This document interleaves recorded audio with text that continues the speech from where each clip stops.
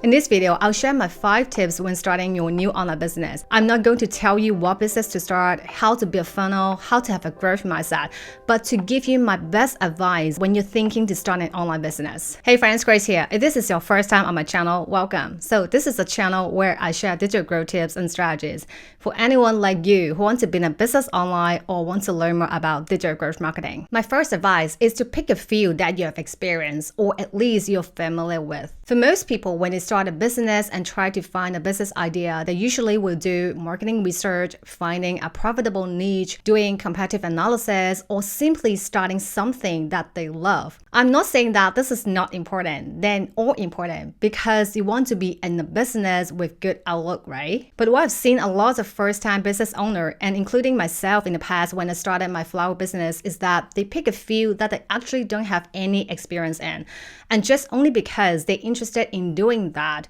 or they believe that it's a lucrative business idea that can make a huge money. The big risk here is most of the time, you as a business owner need to do all the shits. Unless you're an angel investor, you can invest and you're gonna appoint someone to manage the whole business. In most cases, you run in a DIY mode and you're wearing so many hats. And so if you don't familiar with the field that you're in, you'll probably end up going through lots of pains and unnecessary missteps. For example, if you're not a technical person, you don't write codes, but you choose to start an AI SaaS solution because you think that's the trend right now and it seems profitable, and you think you can hire a developer to do it, you're gonna have a high chance to fail because you don't familiar with the ecosystem and that it takes you lots more effort. And now you may ask, how about if that's the passion? We always hear that. Couldn't we just start a business idea we have passion in? Yes, passion is important because it's related to your why.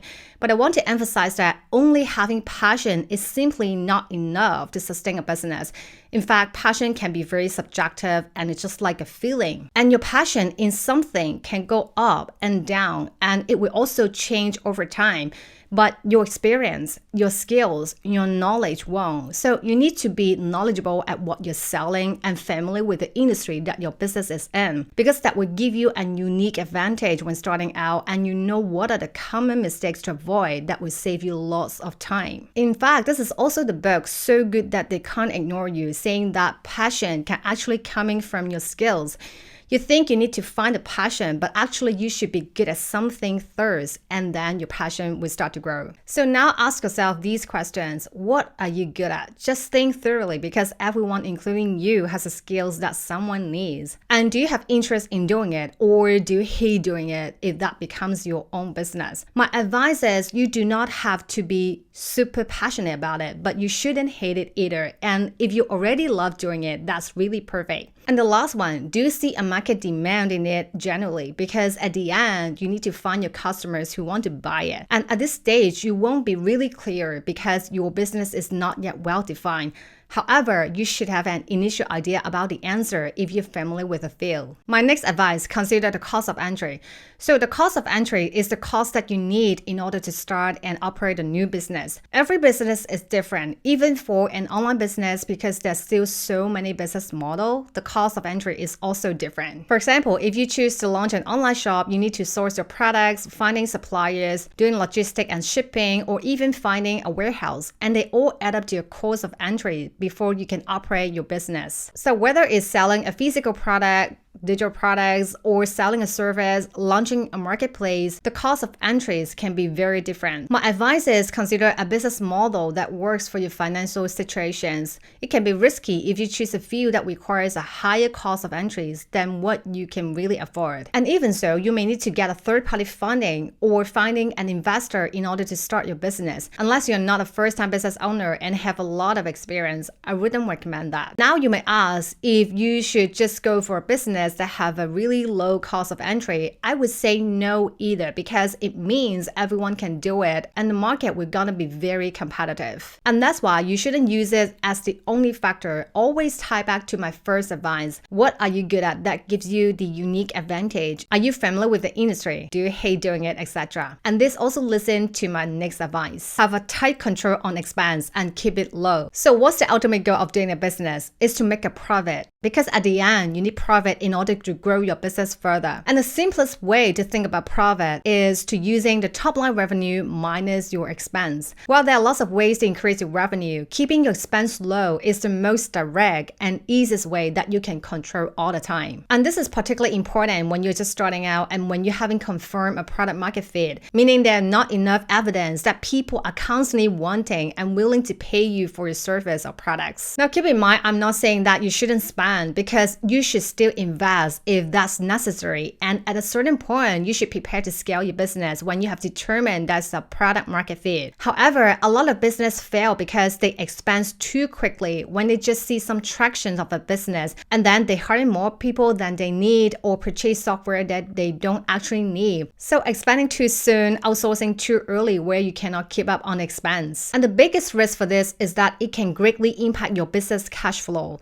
particularly when you're a small business owner. Because once you have more recurring expense and when your cash inflow is not steady, then you may have a risk of getting a negative cash flow. It not only happens to small business, in fact, big business, they also make similar mistakes. For example, during the pandemic, big brands overhire and expand too quickly because they think the new customer behavior will go permanent. So when the pandemic ends and everything backs to normal, they don't have a choice but to do massive layoff. So big business may able to survive from this quickly expansion, but it may not always be the case for a small business. So my tip here is review all your planned and existing recurring expense. Are they necessary? By necessary, I mean whether they are needed to help your business to generate more further growth than the cost, or just a nice to have expense to enhance their productivity, for example.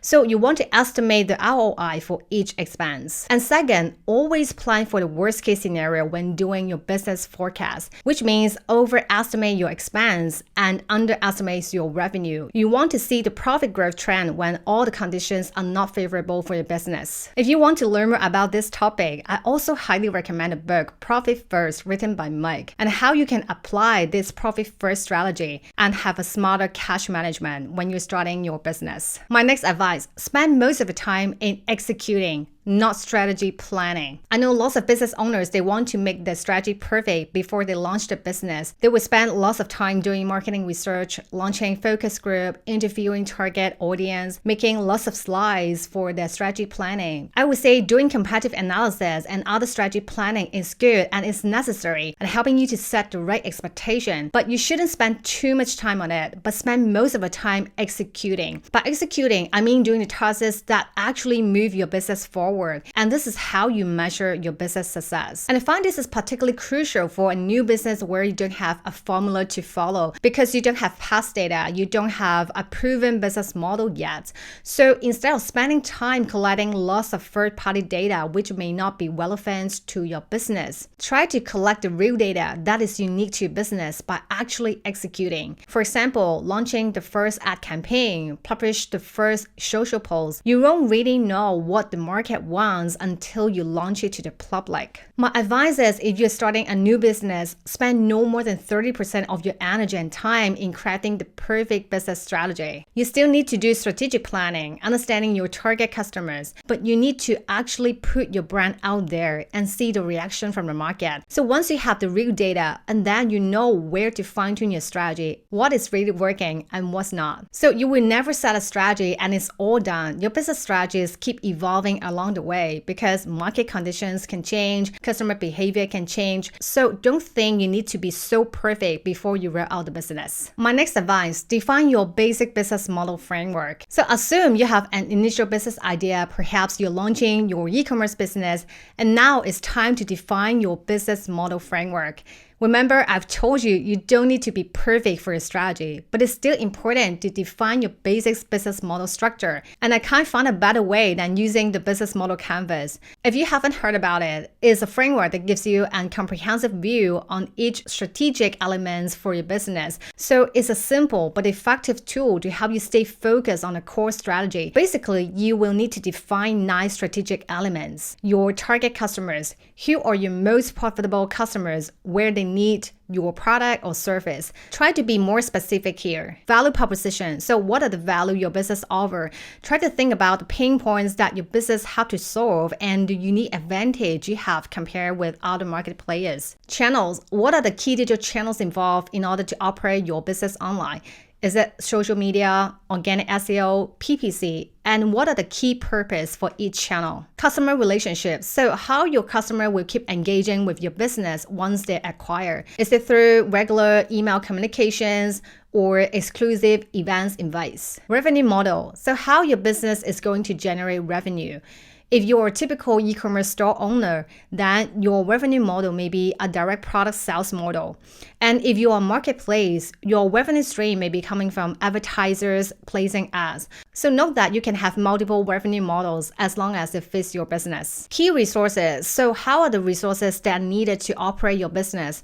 Perhaps it's the human capital like your own time commitment as the business owner, someone who will help you to build your e-store, a business license, etc. Key activities. So what are the day-to-day activities that are needed in order to keep the business operating? For example, it can be a website maintenance, finding suppliers, handling customer inquiries, doing social posts, or cold outreaching. Key partners. So here are the strategic partners that you work mainly when running your business. For example, it can be your software vendors, suppliers or manufacturers, shipping service provider, etc. Cost structure. So what are both the fixed and variable costs to operate your business as well as delivering to your customers?